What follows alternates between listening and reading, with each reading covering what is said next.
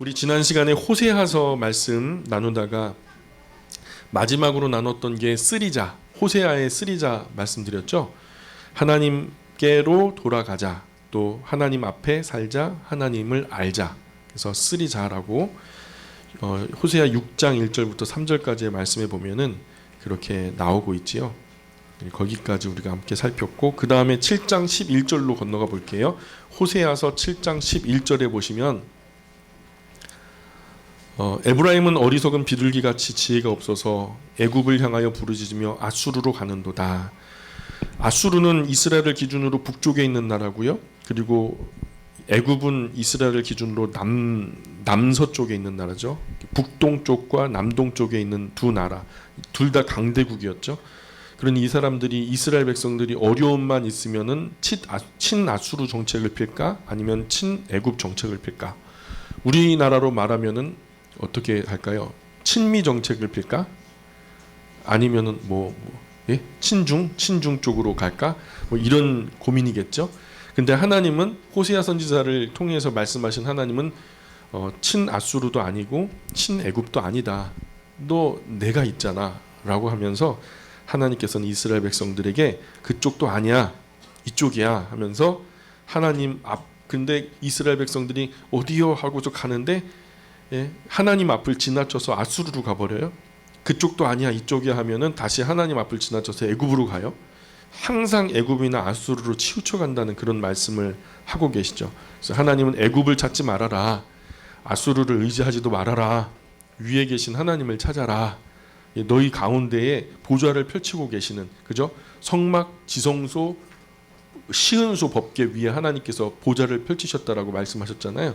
거기에 함께 계시는 하나님을 찾으라고 하나님 말씀하시는데, 이 사람들이 자꾸 엉뚱한 곳을 가니까 나를 찾아라, 그 이름이 만군의 여호와이시다 하면서 선포하고 계시죠. 오늘 우리에게도 좀 크게 다르지 않은 메시지인 것 같아요. 우리가 어려운 일을 만나고 슬픈 일을 만나면 의지할 대상을 빨리 찾거든요. 근데 우리의 이 어려움을 잘 극복하게 해줄 다른 장치나 제도를 찾고 그러는데, 먼저는 우리가 경건하게 무릎으로 하나님 앞에 나가서 하나님 우리를 도와주십시오, 때에 따라 주시는 은혜들을 만나게 도와주십시오 하면서 우리가 하나님께 아뢰 있는 것이 그리스도인의 가장 아름다운 질서라는 생각이 들어요. 그리고 7장 이후에 이제 8장 건너가고요. 읽으시면 다 쉽게 이해하실 만한 내용들이니까 그렇게 이해하시면 되겠고, 9장으로 건너가시면 9장 10절 보세요. 9장 10절에 보면 하나님이 이스라엘을 어떻게 대하시는지에 대한 이야기가 나와요. 하나님께서 이스라엘을 대하시는 그 모습은 내가 저 사람에게 어떤 의미가 있을까 굉장히 중요하죠. 그죠? 나는 저 사람을 진짜 세상에 둘도 없는 친구로 여기는데 저 사람은 나를 그냥 수백 명의 그냥 사람들 가운데 하나, 별로 의미 없는 한 사람으로 여긴다면 그거는 같은 눈높이가 아니겠죠. 관계에 있어서 같은 눈높이가 아니겠죠.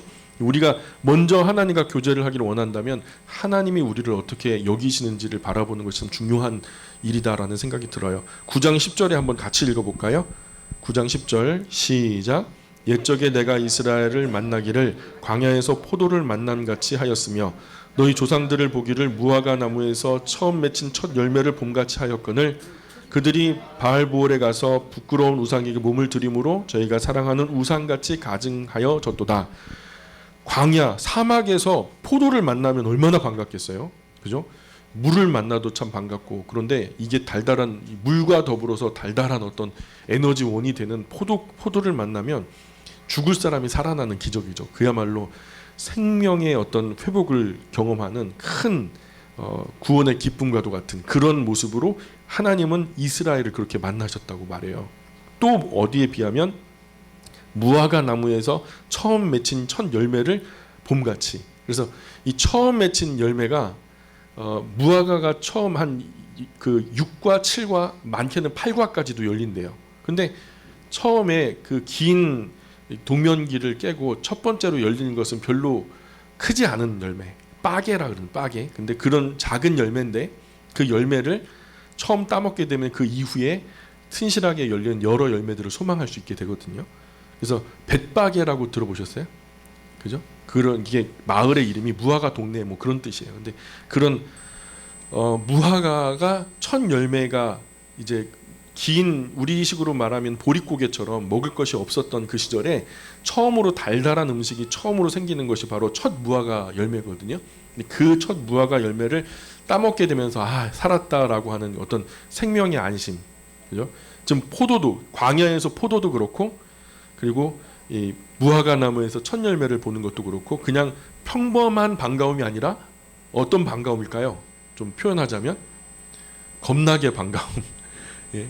하나님께서 이스라엘 백성들을 그렇게 겁나게 반갑게 예. 그래서 인도하시고 보호하여 주셨는데 이스라엘 백성들은 어떻게 했대요? 그들은 바알보로에 가서 하나님을 향해서 고개를 팽 돌리더니 바알보로에 가가지고 부끄러운 우상에게 자기 몸을 드리는 거예요. 지난 시간에 우리가 봤죠. 이 아세라 바알과 아세라 목상을 섬기는 그 제사가 얼마나 더럽고 추접한 예식인지를 우리가 살폈잖아요.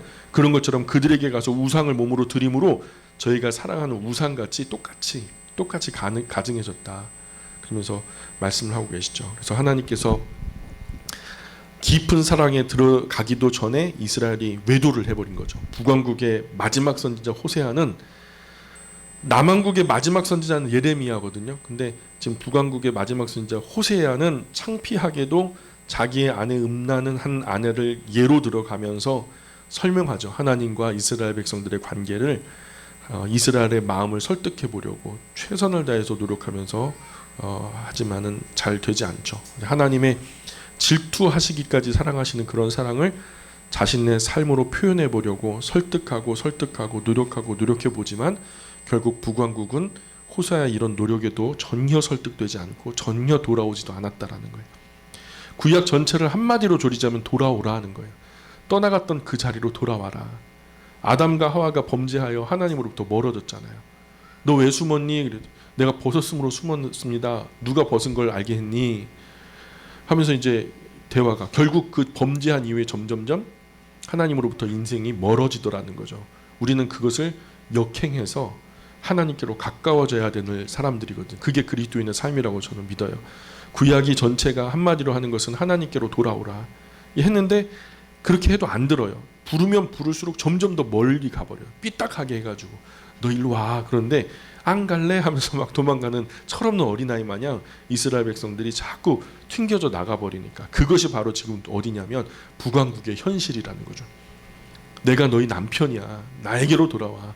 다른 데는 위해주는 것 같지만 너 이용해 먹을 뿐이야 하면서 노력해도 안 되는 거죠. 호세아처럼 하나님도 지금 우리를 향해서도 지금 이 땅 위에 있는 모든 사람들을 하여금 하나님 자신에게로 돌이키시려고 노력하고 부르고 계신 줄 믿습니다. 이 자리에 하나님 보좌 앞에 그나마 좀 가깝게 다가 앉으신 여러분 참 큰 복을 얻으신 분들이라고 저는 믿습니다. 그래서 우리가 열왕기하 이야기를 하다가 여기까지 왔는데 열왕기하 이제 이야기로 이제 다시 돌아갈 건데요. 사실 이제 요엘로 들어갈 거예요. 요엘서 한번 보실까요? 요엘서 구약 소선지서 중에서도 좀 작은 책이죠. 소선지서가 뭐 선지자가 작다, 뭐 선지자가 큰 선지자다 이런 의미가 아니라 그냥 분량이 그냥 작은 거예요. 분량이 작은 것은 뒤에 놓고 분량이 많은 것은 앞쪽에다 배치하고 그래갖고 이제 그 소선지서에 속하는데 소선지서가 분량이 작잖아요. 근데 그 분량이 작은 소선지서 중에서도 더 작은 책이 바로 요엘이라고 하는 책이거든요. 그런데 조금 어려워요. 책이. 왜 어렵냐? 첫 번째는 비유가 나와요. 뭘 자꾸만 말씀하시려고 비유를 하시는데 그 비유하면은 실상이 있고 그 실상을 우리가 쉽게 이해하는 익숙한 환경에 비슷하게 대조해가지고 우리가 그 이해를 돕는 거잖아요. 근데 그게 실상이 무엇인지가 우리가 좀 아리까리한 부분이 있고요. 두 번째는 역사서에서 그 배경이 명시되지 않아가지고 어느 시대인지 좀 당황스럽거든. 또 세 번째는 요엘이라고 하는 사람 개인의 신상에 대해서 우리가 아는 게 별로 없어요.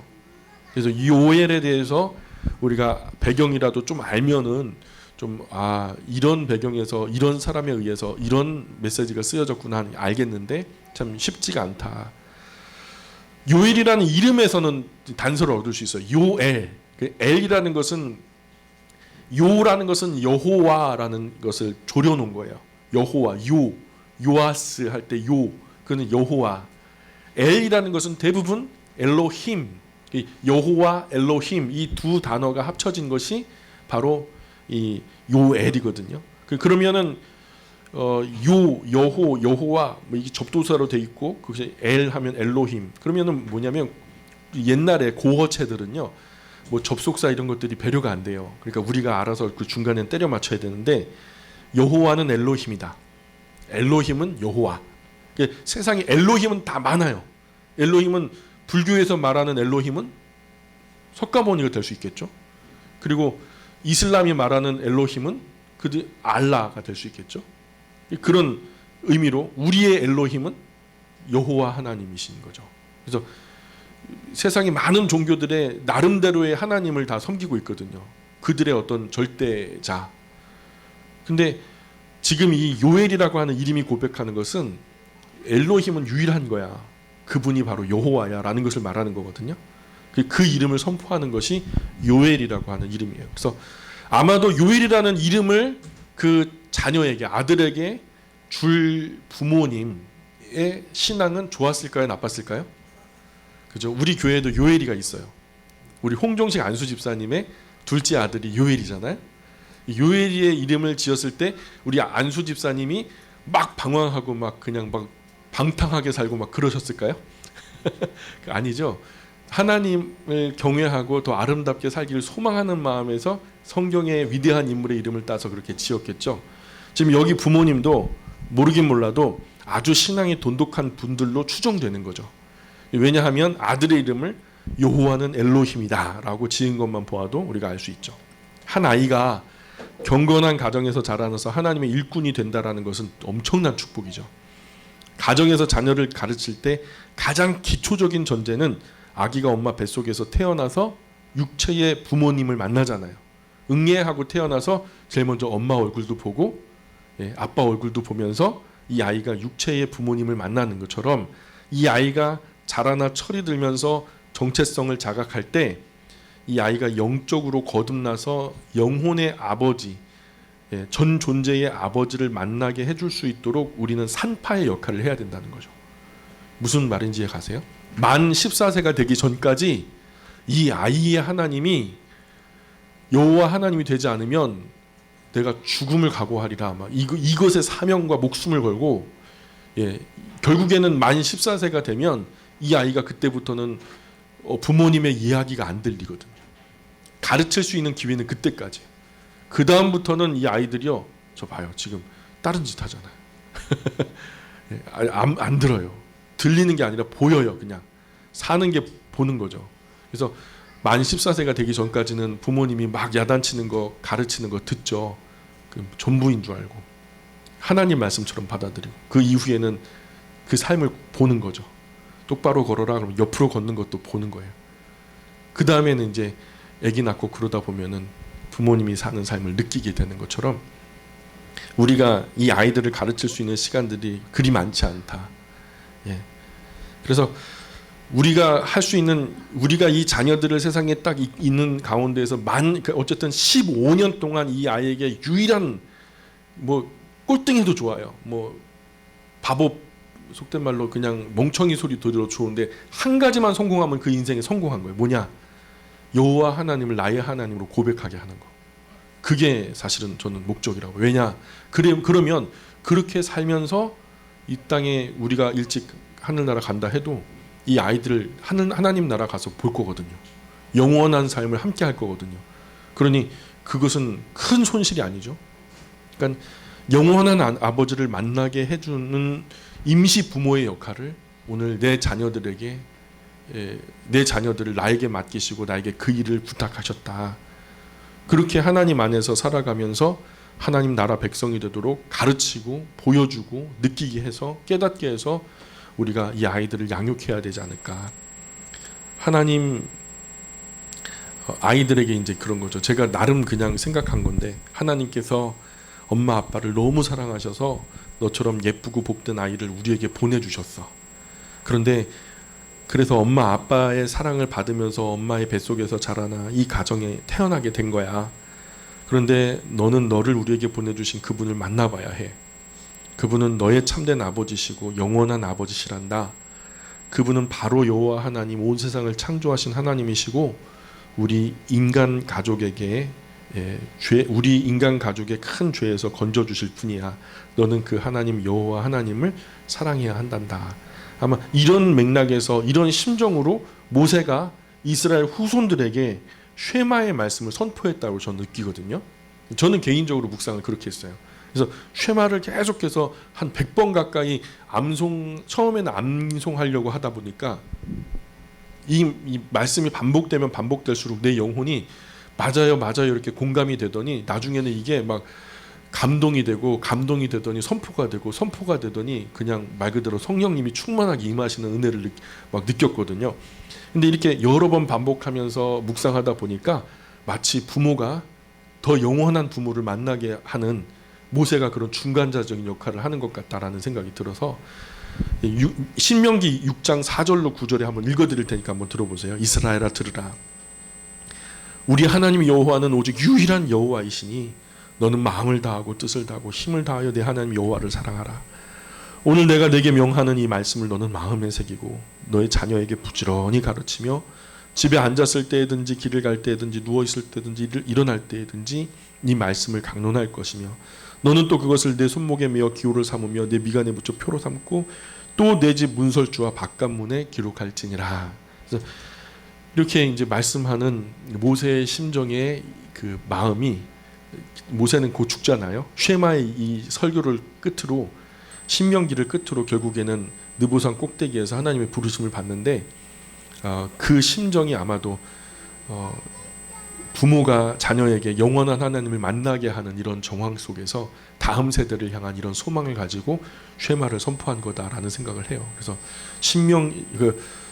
십계명에 관한 이야기를 쭉 설명한 다음에 그래도 성이 차지 않으니까, 그래서 이런 식으로 쉐마 이야기를 통해서 선포하는 메시지라고 좀 보고, 요엘서가 또 어려운 이유는 뭐냐면 일반적으로 선지서에 패턴이 있어요.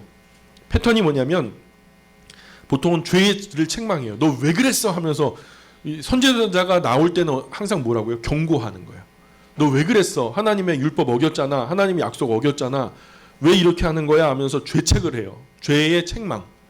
죄를 꼭 집어서 이렇게 하면 되겠어? 하면서 책망을 하고 이렇게 해야 하지 하면서 권면을 하는 거예요. 그 다음에 권면 다음에 그래도 너 이렇게 맞았지만 하나님께서 너 이렇게 회복시켜 주시겠다 하면서 위로해주고, 그 다음에 너를 통해서 하나님이 이런 일을 하고 싶어 하셔면서 소망을 주는 거죠. 이 네 가지가 항상 사이클이 돼요. 죄책과 권면과 위로와 소망이 계속 사이클을 이루는데, 이게 일반적인 선지서의 패턴인데, 선지자가 나타난 시대에 악한 시대이기 때문에 선지자가 나타나면 반드시 죄를 책망하고 경고하러 온 것인데, 요엘서에는 죄 책망이 없어요. 왜냐하면 하나님께서 지금 여러 선지자를 통해서 이스라엘을 책망해도 말을 안 듣거든요, 지금. 그래서 하나님께서 막 때려줬어요, 이스라엘을. 온통 그냥 두드려 패셨죠. 한두 대도 아니고 연거푸 4대를 때리셨어요. 지금 만신창이가 됐거든요. 만신창이가 됐어요. 연거푸 승에 못 이겨갖고 아버지가 막 몽둥이 찜질했어요. 근데 그게 그래도 안 풀려가고 또 한 번 했어요. 그렇게 푸닥거리를 4번 했다고 생각해 보세요. 애 몸이 지금 어떨까요? 만신창이가 된 거죠. 그런데 거기에 또 선지자를 보내가지고 책망해봐요. 그리고 완전히 빈정상하는 거죠. 그래서 이미 충분히 때린 후라 책망은 생략이 된 것 같아요. 그래서 마치 아버지에게 두드려 맞은 아들에게 찾아와가지고 어머니가 야, 아버지가 그렇게 흥분해서 너 때리긴 했지만 사실 너 맞을 짓 했잖아. 너 솔직히 말해. 너 맞을 짓 했지. 그러니까 두드려 맞은 이스라엘에게 요엘 선지자가 이스라엘 찾아가가지고 너 지금이라도 잘못했다고 해. 빨리 가갖고 아버지한테. 오늘 아버지 하나님께서 화가 많이 나셔서 너 좀 손대신 것 같아. 사실 근데 네가 잘못했잖아. 너가 지금 맞았다고 삐지고 토라져 있을 게 아니야 지금. 지금이라도 빨리 가가지고 아버지께 잘못했다고 싹싹 빌어. 하나님 아버지께서 이보다 더 화를 내셔가지고 너 이거보다 지금 뭐 아버지가 몽둥이로 되니까 그렇지. 너 완전 버려버리시면 어떡하려 그래? 너 영원히 그냥 안 보려고 하면 어떻게 할 거야 너? 하면서 권면하고 위로하고 있어요. 그래서 요엘서는 맞은 후에 찾아가서 토라진 이스라엘에게 권면하고 위로하고 소망의 메시지를 전하고 있다. 짧지만 아주 중요한 정황을 담고 있는 책이죠. 그래서 1장으로 요엘서 1장으로 가볼까? 2절 요엘서 1장 2절 3절 한번 읽어볼게요. 2절 3절 시작. 늙은 자들아 너희는 이것들을 들을지어다. 땅의 모든 주민들아 너희는 귀를 기울일지어다. 너희의 날마다 이런 일이 있었느냐? 너희는 이 일을 너희 자녀에게 말하고 너희 자녀는 자기 자녀에게 말하고 그 자녀는 후세에 말할 것이니라. 그래서 사실 징계라고 하는 그 비극은 한 번이면은 족하죠. 2번 맞으면 미련한 거고 3번 맞으면 멍청한 거예요. 4번 맞으면 그냥 짐승 같은 거고요. 교육을 통해서 후세는 징계를 받지 않도록 교육해야 되는 거죠. 다시는 어리석은 짓을 잘못 저지르지 않도록 성경을 통해서 가르쳐 알게 해주는 거죠. 값비싼 대가를 치르는 사건이 일어난 것은 안타깝지만 그것이 헛되이 잊혀지게 하면 안 되는 거죠. 예. 역사를 잃어버린 민족은 소망이 없다고. 예. 대가가 값비싼 만큼 그 고통스러운 사건을 보고 자손 만대가 깨닫는다면 오히려 그때의 그 시절에는 화였지만 후대에 가면 갈수록 그 후손들에게는 그것이 복이 되는 거죠. 오늘 성경과 역사를 교육하고 우리가 배우는 가장 중요한 목적이라고 할 수 있어요. 요엘서가 지금 가장 큰 쟁점이 뭐냐면 이게 여러 곤충들이 나와요. 곤충들이 이름을 보면 팥종이, 뭐 메뚜기, 늑, 황충이 뭐 이런 것들이 나오는데 이게 과연 뭐냐? 이게 쟁점이거든요. 실제 곤충이냐? 아니면 어떤 나라들이냐, 민족들을 말하는 거 아니냐? 그래서 고대 교부였던 제롬이라고 하는 사람은 이 4마리의 어떤 곤충들, 4종류의 곤충들을 향해서 첫 번째는 아수르, 그리고 바벨론, 이후에 일어나는 헬라, 그 다음에 일어나는 로마. 그래서 이 4마리의 곤충이 마치 이후에 이어지는 아수르, 바벨론, 헬라, 로마다 이렇게 해석을 했거든요. 정말 그런지 우리가 한번 오늘 살펴봤으면 좋겠어요. 요엘서라는 책은 오늘 우리가 손에 꼭 쥐고 간다. 요엘서 덮어놓고도 우리가 이 책이 어떤 책인지 이해하고 간다. 이런 마음으로 우리가 눈 똑바로 뜨시고 집중해서 보셔야 돼요. 아셨죠? 자, 우리가 성경의 원리는요. 먼저 요엘서 들어가기 전에 성경의 원리는 전체가 부분을 해석해야 돼요. 큰 흐름 속에 이것이 어딘가. 장님 코끼리 더듬듯한다 그런 거 있잖아요. 벽처럼 생겼어, 기둥처럼 생겼어, 주름관처럼 생겼어. 그 다 부분적인 거죠. 전체 그림 속에서 그 부분이 해석되면 정확하지만 부분이 전체를 해석할 수는 없는 거예요. 우리가 여태까지 실수해왔던 부분은 부분 가지고 성경 전부가 이런 거다라고 착각했던 것이 성경을 잘못 보게 된, 오해하게 된 이유가 되었거든요. 그래서 성경의 전체를 알게 되면 전체 속의 부분도 원만하게 정확하게 이해될 수 있는 거죠. 먼저 우리가 대한민국이라는 땅이 세계 속에서 어디에 위치했는지 알고 그 대한민국 땅 속에 오산이라는 것이 어디 있는지 알고 그 오산 지역에 이 교회 예배당이 어디 있는지 알고 그리고 우리가 어디쯤에 앉아 있는지 알면 우리가 정확한 좌표를 그릴 수 있겠죠. 예. 그리고 어디든지 갈 수 있어요. 원하는 대로. 그런 것처럼 성경 전체를 정확하게 원만하게 이해할 필요가 있다. 그래서 전체가 부분을 해석한다라는 개념은 제가 임의로 생각해낸 것이 아니라 과거 종교 개혁자들의 해석 원리였어요.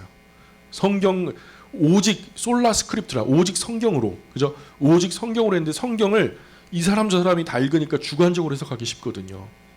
근데 그래서 종교 개혁자들이 좀 디테일을 못해가지고 뭐라 그랬냐면 이것을 전체 성경 전체가 부분을 해석할 수 있도록 성경을 해석한다라는 것이 종교 개혁자들이 성경을 보는 원칙 중의 원칙이었어요. 또 하나 인본주의적인 우리가 주인공 된 마음으로 이 말씀을 읽으면 절대로 안 돼요. 우리 눈에 보이는 것, 우리가 욕심 나는 것만 보이거든요.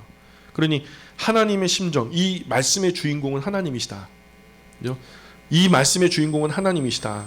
그래서 이기적인 마음으로 성경 보면 안 되는 거예요. 하나님이 주인공이 되신 입장에서 하나님의 관점과 성경의 역사를 살펴봐야 하는 거죠. 성경을 부분적으로 보지 말고 통전적으로 보셔야 된다라는 의의가 여기 있는 거죠. 5절 볼까요? 1장 5절. 1장 5절 6절. 1장 5절 6절 같이 읽어보겠습니다. 시작. 취하는 자들아 너희는 깨울지어다. 포도주를 마시는 자들아 너희는 울지어다. 이는 단 포도주가 너희 입에서 끊어졌음이니 다른 한 민족이 내 땅에 올라왔음이로다. 그들은 강하고 수가 많으며 그 이빨은 사자의 이빨 같고 그 어금니는 암사자의 어금니 같도다. 네. 다른 한 민족이 이렇게 말하죠. 다른 한 민족이 내 땅에 올라왔다. 그죠? 이상한 족속이 색다른 족속이 이 땅에 올라왔대요. 근데 그들이 특징이 뭐냐면 그들은 강하고 수가 많대요. 능력으로 말하자면 강하고 숫자로 치자면 엄청 많대요. 그런 강한 민족이 많이 내 땅에 올라왔는데 그 이빨은 사자의 이빨 같고 그 어금니는 암사자의 어금니와 같다. 모모와 같다는 것은 직유법인데 모모와 같은 것이지 모모는 아니죠. 그죠? 사자와 같은 것이지 사자는 아니죠. 예, 암사자의 어금니와 같은데 암사자의 어금니는 아닌 것이죠. 예, 그래서 7절 계속 볼까요? 그들이 내 포도나무를 멸하며 내 무화과 나무를 긁어 말갛게 벗겨서 버리니 그 모든 가지가 하얗게 되었도다. 할 일 없이 사자나 암사자가 포도나무, 무화과나무 긁어서 말갛게 벗길 이유는 없겠죠. 예. 자, 여기서 포도나무는 뭘까? 많은 목사님들, 많은 신학자들이 성경학자들이 은유로 이것을 풀어가지고 포도나무는 이스라엘이다. 무화과나무는 예루살렘이다. 이렇게 주장을 하고 있고 지금도 대부분의 성경학자들, 신학자들이 이렇게 주장하는데 그분들은 성경에서 포도주만 보면 포도주는 예수님의 피다. 뭐 빨간 거 나오면 큰일 나요. 다 예수님의 피가 돼버리니까. 기름만 보면 성령님의 은혜다. 막 이렇게 해석을 하거든요. 나무만 나오면 저거 십자가다. 분명히 십자가다. 이렇게 해석하니까 이 신령한 영해라고 하는 미명하에 이런 오해가 있는 거죠. 이 영해, 영 아닌 해석이에요. 영적인 해석이 아니라 영 아닌 해석이다. 기독론적으로 해석한다고 오늘 많은 목회자, 학자들이 이단으로 분류된 알미니안적인 해석이라 무리한 해석을 두려움도 없이 지금도 많이 하고 있어요. 특히 주제 설교를 하시는 많은 목사님들 가운데 그 성경 구절을 놓고서 해석하는 것을 보면 전체 속에서 부분을 이해하면 그건 절대로 그런 의미가 될 수 없는데 안타깝게도 이런 알미니안적인 해석, 지나치게 영적으로 해석해가지고 오류가 되는 경우가 있어요. 근데 분명한 건 뭐냐면 조금 있으면 대추나무 나와요. 오늘 대추차 드셨죠? 대추나무도 나오고 사과나무도 나오고 석류나무도 나오는데 그럼 이건 뭐예요? 이걸 계속 연거푸 나오는 다른 나무들에 대해서는 어떻게 해석할 겁니까? 물어보면 나도 모른대요. 연구해 봐야 알겠대요. 연구를 여태까지 하는데 대답을 안 하셔요. 오리게네스라고 하는 알렉산드리아 성경학자가 있었어요. 모든 것은 비유로 풀어야 된다. 이 말에 이단들이 그렇게 많이 파리꼬이드, 똥파리꼬이드 꼬여버렸어. 성경에 다닥다닥 달라붙어가지고 성경을 전부 다 자기 주관으로 해석해버리니까 성경을 읽는 사람마다 다르게 번역이 되는 거예요. 그래서 결국 오리게네스도 이단으로 파문당했죠. 모든 성경에서, 물론 성경에서 비유로 말씀하시는 건 비유로 풀어야 돼요. 예수님도 비유로 하셨는데요. 비유로 풀 것은 비유로 풀 것도 있지만 그러나 그것이 역사적인 사실인데 사실은 사실로 풀어야 되거든요.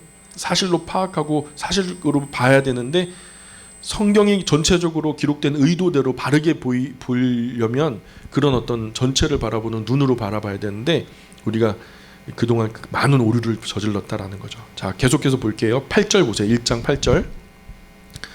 너희는 처녀가 어렸을 때에 약혼한 남자로 말미암아 굵은 배로 동이고 애곡함 같이 할지어다. 소재와 전제가 여호와의 성전에서 끊어졌고 여호와께 수종드는 제사장은 슬퍼하도다. 밭이 황무하고 토지가 마르니 곡식이 떨을 어지며 제포도주가 말랐고 기름이 다하였도다.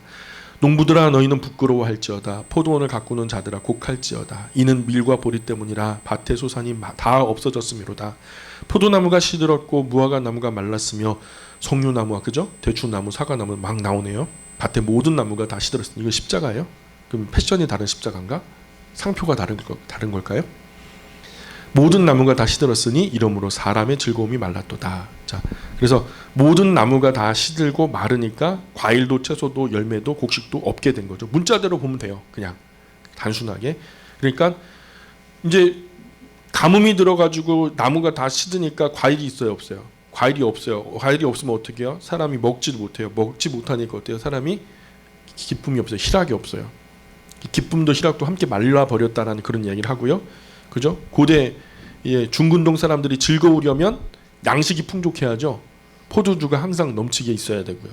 그런데 포도주도 말랐고 기름도 바닥났고 곡식도 없고 과일도 없으니까 그야말로 기쁨은 고사하고 사망의 그늘이 어른거리는 상황. 야, 이거 우리 어떻게 살아가지? 내일이 암담한 그런 어떤 침울한 상황. 그리고 이어서 뭐라고 말하냐면 13절 보세요. 제사장들아, 누구죠? 대상이? 제사장들, 거기다 밑줄 쭉 그세요. 너희는 굵은 배로 동이고 슬피 울지어다. 제단에서 수종드는 자들아, 너희는 울지어다. 내 하나님께 수종드는 자들아, 너희는 와서 굵은 베옷을 입고 밤이 새도록 눌지어다. 이는 소제와 전제를 너희 하나님 성전에 드리지 못함이로다. 너희는 금식일을 정하고 성회를 소집하여 장로들과 이 땅의 모든 주민들을 너희 하나님 여호와의 성전으로 모으고 여호와께 부르짖을지어다. 지금 여기서 말하는 이 제사장들아, 이 말로 시작되어진 이 그 대상은 하나님의 성전을 섬기는 사람들, 우리식으로 말하면 종교인들이죠. 이런 어려움이 찾아왔으면 먼저 교회에 있는 목회자와 어떤 중직자들 예배당에 나와서 먼저 엎드려 울어야 된다. 이런 의미로 받아들여도 틀리지 않죠. 어려움이 있으면 하나님 앞에서 엎드려서 울라는 거죠. 기쁨 찾고 희락 찾고 그럴 때가 아니라는 거예요. 얼마나 흉년이 들고 얼마나 기근이 심했는지 하나님께 소제도 전제도 드리지 못할 정도. 재물이 있어야 뭐 예배를 드리죠. 근데 소제도 전제도 드리지 못할 정도로 큰 기근이 든 거죠. 이쯤 되면 진짜 정말 회개하고 자복하고 금식하고 통회하고 막 부르짖어야 되는 타이밍인데, 지금 팥종이, 메뚜기, 늪, 황충이 이런 이런 곤충들이 올라와서 식물을 다 갉아 먹어 버렸어요. 그래서 모든 과일, 모든 채소, 모든 푸른 것이 다 하얗게 변해 버렸죠. 사람이 먹을 수 있는 것이 아무것도 없어요. 제사 드릴 재물도 없어요. 그러면 하나님께 엎드려 우는 수밖에. 뭐 다른 일 할 거 있어요, 없어요? 다른 일 할 거 없으니까 하나님 앞에 와가지고 하나님밖에 우리 도울 분이 없어요 하고서 엎드려 울어야죠. 지금 그 얘기를 하는 거예요, 선지자가. 15절 보세요. 슬프다 그날이여, 여호와의 날이 가까웠으니 곧 멸망같이 전능자에게로부터 이르리로다. 먹을 것이 우리 눈앞에 끊어지지 아니하였느냐? 기쁨과 즐거움이 우리 하나님의 성전에서 끊어지지 아니하였느냐? 끊어졌단 말이죠. 17절, 씨가 흙덩이 아래 썩어졌고 창고가 비었고 곡간이 무너졌으니 이는 곡식이 시들었음이로다. 가축이 울부짖고 소떼가 소란하니 이는 꼴이 없음이라. 그래도 가축은 있네요, 그죠? 뭐 지금 배고프긴 하지만 가축이 있어요, 그죠? 양떼도 피곤하도다. 19절, 여호와께서 내가 주께 부르짖으오니 여호와여 내가 주께 부르짖으오니 불이 목장에 풀을 살랐고 어멈 큰일 났네. 소나 양이나 이런 것들이 우리간에 있는데 얘네들은 그래도 마른 식물이라도 씹어먹고 살잖아요. 그래서 조금 이제 낫다 싶었는데 지금 뭐래요? 여호와여 내가 주께 부르짖으오니 19절에 보세요. 불이 목장에 풀을 살랐고 큰일 나. 어떻게 해요 지금 이제? 불꽃이 들의 모든 나무를 살랐음이니이다. 20절, 들짐승도 주를 향하여 헐떡거리오니 시내가 다 말랐고 들의 풀이 불에 탔음이니이다. 야, 이거 진짜 고난 중에 더 큰 고난이 온 거죠. 팥종이, 메뚜기, 늪, 황충이 다 갉아먹어서 과일 껍질까지 다 하얗게 되어버렸고 비가 안 와서 풀은 다 말라버렸네요. 그래서 하나님께 제사드릴 제물도 드릴 수 없을 정도가 됐죠. 그래도 말라 비틀어진 풀은 있었다는 거죠. 그러나 어느 날, 그죠? 짐승들이 먹어야 할 그런 말라 비틀어진 풀이라도 있었는데 어느 날 들에 불이 나가지고 마른 풀마저 싹 타버린 거죠. 그러면 짐승도 못 먹죠. 그야말로 사망이 눈앞에 다가온 상황이죠. 이럴 때 버티면 진짜 재앙이 오는 거죠. 여기까지도 회개하지 않으면 그야말로 끝나는 거죠. 그래서 2장 1절로 건너가 보실까요? 2장 1절 우리 같이 읽어볼까요?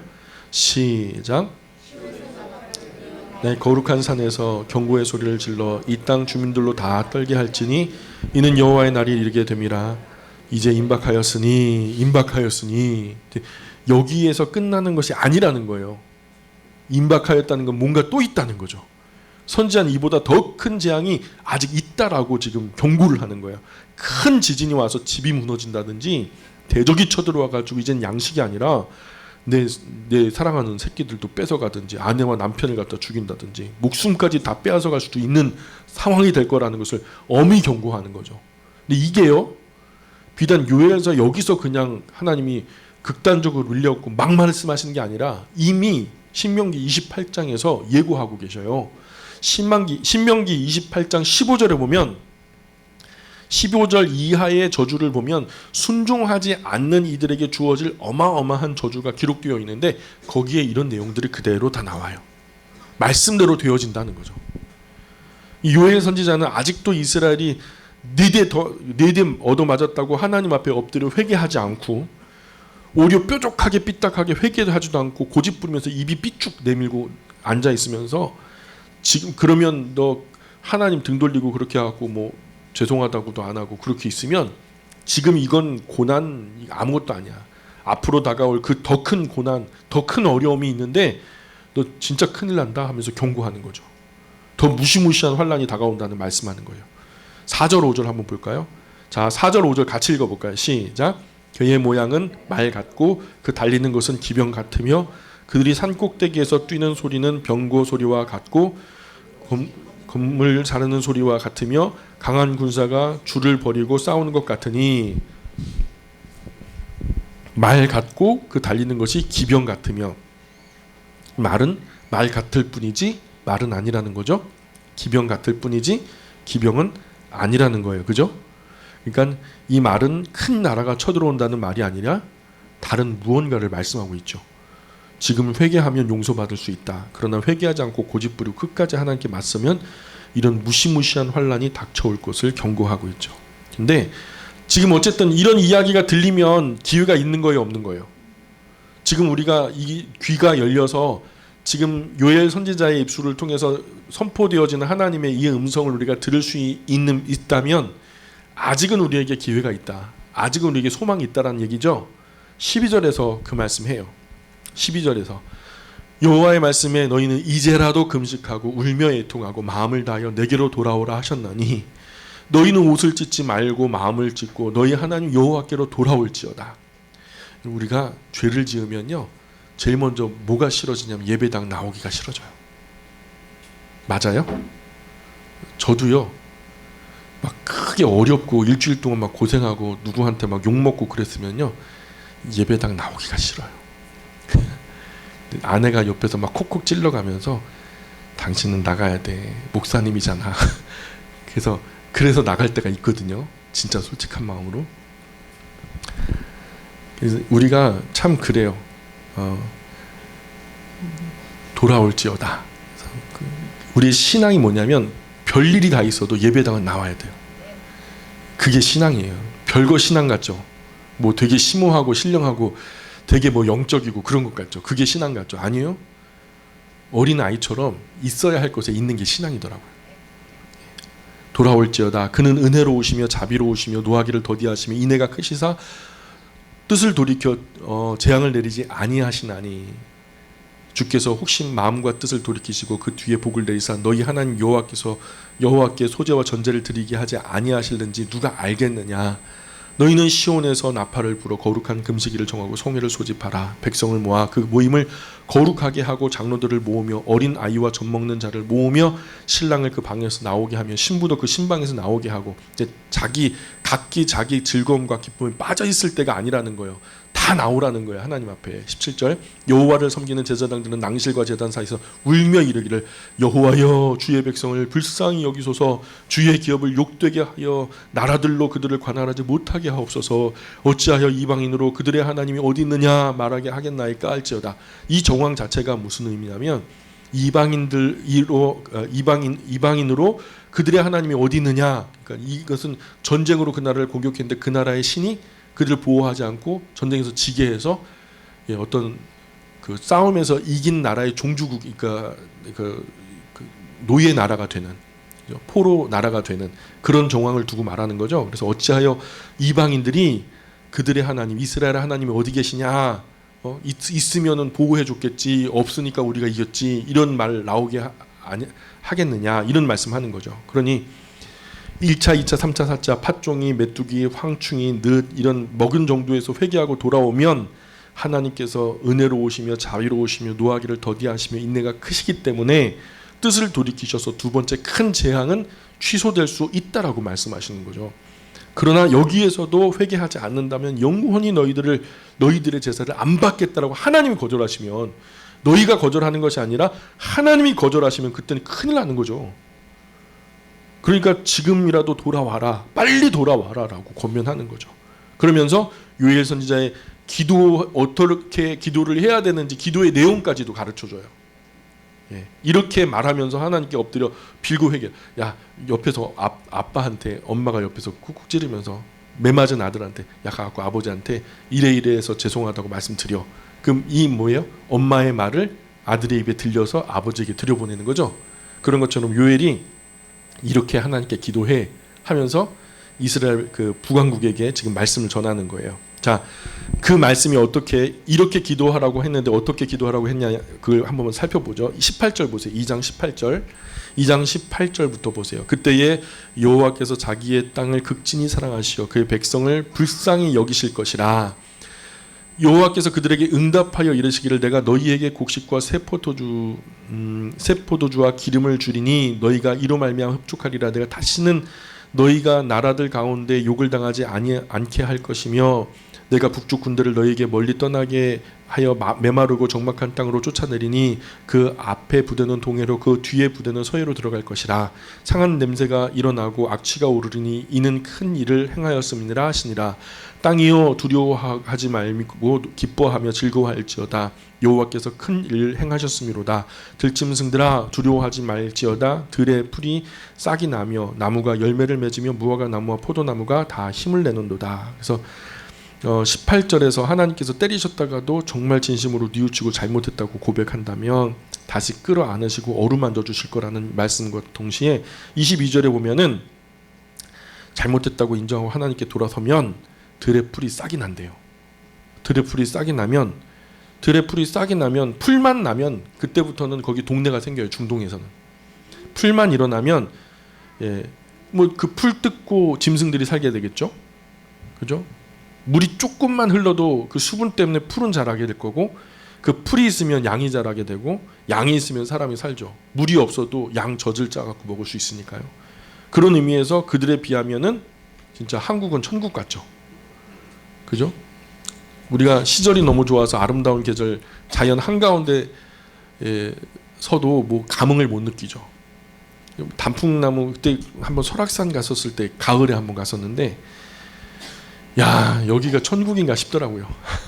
천불동 계곡의 가운데 서가지고 사방으로 그냥 울긋불긋한 단풍을 한번 느낀 적이 있었는데, 야, 여기가 천국인가 싶었죠. 정말 혹시 여기서 영생하는 길이 없을까 싶을 정도로 진짜 아름다웠어요. 그런데 우리는요, 들에 풀이 나고 싹이 나면 어떻게 해요? 우리는 제초제를 뿌리잖아요. 그런데 저 중근동의 척박한 땅에 가면은 들에 풀이 싹이 나면 복 받은 것으로 알아요. 그래서 풀 때문에 양이 자라고 양이 크면 사람이 살아가게 되니까. 박정희 대통령 시절에 이스라엘 학자들 불러갖고 우리나라도 당신 나라처럼 어떻게 잘 살면 잘 살 수 있는 길을 좀 한번 연구해 달라고 부탁을 한 적이 있어요. 이스라엘 학자들이 다 비행기를 타고 우리나라에 왔죠. 왜냐하면 거기 키부츠라고 하는 것이 막 이제 되면서 갈릴리 호수 물을 떼어다가 사막을 갖다 옥토화해가지고 거기서 나는 오렌지, 막 석류, 막 난리가 아니거든. 정말 맛있거든요. 그것을 보고서 박정희 대통령이 야, 우리나라도 저렇게 잘 살았으면 좋겠다 싶어가지고 막 새마을 운동하고 막 그럴 때 이스라엘 학자들 불러다가 우리나라 어떻게 잘 먹고 잘 살 수 있는지 좀 가르쳐달라. 그래서 이스라엘 학자들이 와가지고 한국 땅을 꼼꼼히 돌아봤죠. 그리고서 말하기를 이렇게 좋은 땅에서 이렇게 못 사는 것도 기적입니다 하고 그냥 가더래요. 예. 그들은 사막에 흙을 차로 실어다가 부어요. 그리고 그 흙에다가 일구어진 그 까만색 광개수를 넣고서 1분에 몇 방울씩 물이 떨어지게 해요. 그리고 항상 그 흙이 젖어 있게끔. 그래서 한 그루그루마다 물을 갖다 그렇게 다 대요. 그렇게 해서 과일이 막 과일 나무를 심고 거기서 열매를 따먹고. 근데 우리는 가만히 있어도 하나님이 철따라 비 주시잖아요. 세계 과일계에서 우리 한국 배 진짜 막 난리 납니다. 한번 스위스에 갔을 때 마트에 갔더니 배를 팔더라고요. 이게 뭐냐고, 특이한 과일이다. 보니까 배예요, 배. 우리는 따먹지도 않는 애기 주먹만한 배를 갖다 팔더라고요. 그래도 맛은 있겠지 그래갖고 그때 돈으로 한 9,000원어치인가 사왔어요. 타가지고 먹었죠. 까가지고 먹었는데 시금털털 진짜 맛이 그냥 없는 게 아니라 더럽게 맛이 없어요. 돈 아까워 죽을 뻔했어요. 우리나라 이 배 맛 보면요, 그 나라 사람들 아마 난리 날걸요. 그래서 우리나라 배 진짜 수출 많이 해요. 그리고 이 한국산 약초 끝내주죠. 전 세계의 어떤 정상들이 한국 인삼을 대놓고 먹어요. 그 정도로 참 좋은 땅에 살면서 세계에서 병이 제일 많은 나라가 우리나라예요. 병은 병대로 걸리고 암은 암대로 걸리는 게 기적이죠. 우리가 하나님 앞에 정말 잘못 산 거죠. 정말 잘못 살아온 결과죠. 들의 풀이 싹이 난다라는 것은 그들에게는 너무나 큰 은혜고 복이죠. 나아가서 들에서 풀이 싹이 난다는 것은 이제 하나님의 은혜가 회복된 것으로 보는 거죠. 그죠? 하나님께서 진노를 거두시고 은혜를 부어 주신다라는 것의 증거 아니겠어요? 풀이 싹이 난다. 자, 그런데 23절 한번 같이 읽어볼까요? 23절, 2장 23절 시작. 시온의 자녀들아, 너희 하나님 여호와로 말미암아 기뻐하며 즐거워할지어다. 그가 너희를 위하여 비를 내리시되 이른 비를 너희에게 적당히 주시리니 이른 비와 늦은 비가 예전과 같을 것이라. 아멘. 그래서 우리가 23절은 우리 보고 하는 말이 아니죠. 여기 누구예요? 대상은 시온의 자녀들. 우리 시온이가 자녀나면 그 자녀들 말하는 게 아니고 시온의 자녀들, 예루살렘 백성들이죠. 그래서 그렇게 회개하고 돌아오면 모든 자연이 하나님의 순리대로 너희를 도와줄 거라는 거죠. 여기 23절 후반에 보면은 늦은 비가 나와요. 그죠? 늦은 비, 이른 비, 늦은 비가 나오죠. 근데 이거에서 신학이 생겼어요. 늦은 비 신학이라고. 한국교회 많은 목사님들이 늦은 비 신학에 그냥 열광을 하고 있거든요. 근데 이른 비는 오순절 마각의 다락방에서 내린 성령의 단비가 이른 비고, 늦은 비는 말세에 내릴 성령의 단비가 늦은 비다. 이렇게 지금 이 구절을 가지고 해석을 해요. 근거는 없어요. 왜 누구 맘대로? 자기들 맘대로. 여기서 말하는 것은 이른 비, 오순절 마가 요한의 다락방에 내리는 성령의 비가 아니에요. 늦은 비, 말세에 내리는 성령의 단비도 아니고요. 이른 비는 요엘 당시 감으로서 포도나무 말랐고 무화과나무, 대추나무, 석류나무, 사과나무 다 말라 비틀어지고 사람도 가축도 먹을 것이 없고 그렇게 된 땅에서 그 백성이 자기 잘못을 깨닫고 뉘우치고 회개하면 하나님이 중심이 뜨거워지셔서 멈추었던 하늘의 비를 다시 내리시겠다라고 하셨거든요. 여기에 기록된 이른 비, 늦은 비는 말 그대로 오늘 내리는 그런 비예요. 농사에 꼭 필요한 비예요. 실제적인 비예요. 문자적인 비예요. 히브리 달력을 보면 가늘게 오는 비가 이른 비거든요. 밀보리 파종할 때 파종하고 비가 안 오면 말라 죽어버리죠. 썩어버리고. 근데 밀보리 파종하고서 그 위에 적절한 때 비가 와요. 그러면 거기서 싹이 나고 줄기가 쫙 자라나면서 건강하게, 그게 이른 비예요. 씨를 뿌릴 때 도움이 되는 비, 이른 비. 씨를 뿌린 후에 싹을 틔우는 정말 중요한 의미의 비가 이른 비고, 그 이듬해 봄 결실 직전에 열매가 튼실하게 베이고, 그리고 열매가 튼실하게 베이고 충실하게 익도록 땅을 충분히 적셔주는 비가 늦은 비예요. 이게 시의적절하게 오면은 풍년이 오는 거예요. 그 땅은 워낙 비옥하니까. 그래서 여기에 나오는 이른 비, 늦은 비는 요엘 당시에 실제로 하늘에서 내리는 비를 말하는 것이지, 이게 무슨 오순절 마가의 다락방에 임했던 성령의 단비다, 말세에 내리는 어떤 뭐 늦은 비, 단비다, 뭐 이른 비, 늦은 비 신학, 성경에 아무런 근거 없는 엉뚱한 소리다, 이렇게 이해하시면 좋아요. 24절 보시면 마당에는 밀이 가득하고 독에는 새포도주와 기름이 넘치리로다. 그래서 여기에 나오는 포도주도 예수님의 피가 아니고 그냥 포도주예요. 그래서 기름도 성령님이 아니에요. 그냥 기름이에요. 올리브유. 여러분 오늘 아침에 계란 후라이 해갖고 오셨던 거 드시고 오셨던 거. 우리 양기분 권사님 오늘 계란 이렇게 말이 해주셨던 거, 그 올리브 기름으로 이렇게 한 거예요. 맞는지 모르지만 저 그 기름 말하는 거예요.